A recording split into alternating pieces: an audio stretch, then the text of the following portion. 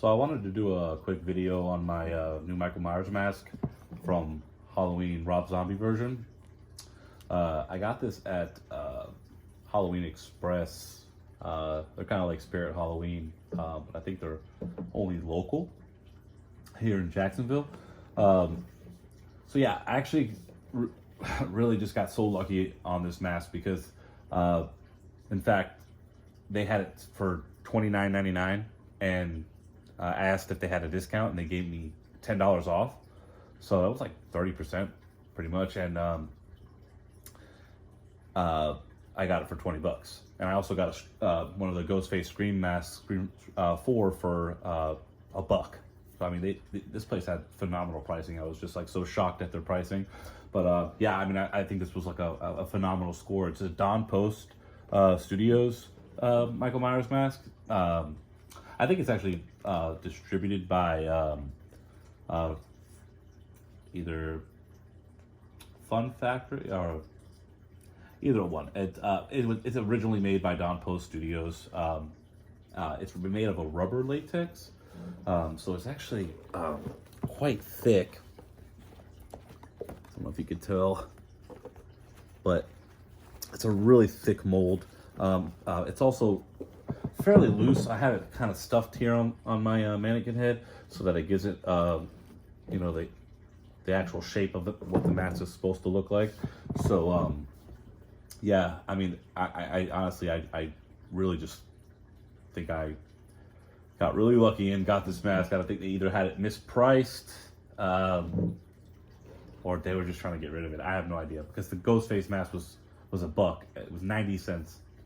Now they're always fairly cheap. I mean, but this one was actually a high quality one. I could probably show it in another video, but it was well done. It wasn't a plastic face. It was more of like a vinyl face, and it was actually painted to look weathered for Scream 4. So yeah, it definitely, I think I just definitely got the greatest deal ever from Halloween Express here in Jacksonville. Great store, great Halloween store. Has a ton of props, ton of mannequins, ton of Michael Myers masks. Yeah, they're definitely doing it right.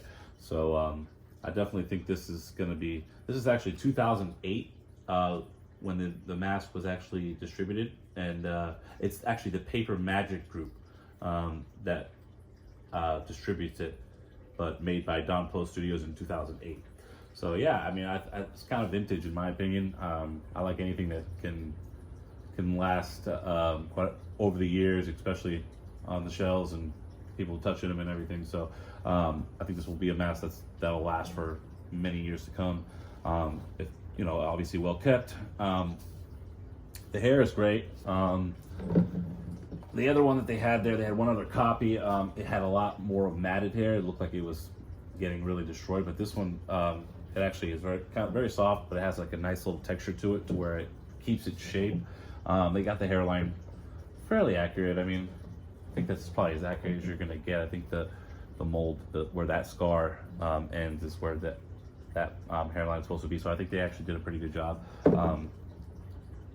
So yeah, I mean, it could be a little bit better on the paint, but I think they did an okay job. I'm not sure if the fuzzy eyebrows are accurate to the movie or not, but Don Post Studios obviously likes their hairy eyebrows, like the Kirk mask.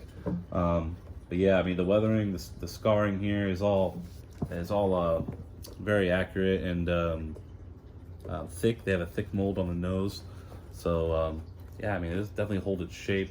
And then obviously, here's my H1 mask that I slightly rehauled. I just tried to style the hair as much as I could and weather the face a little bit more. I do have to do some more skin tone here on the neck, because I just don't think it's just too white.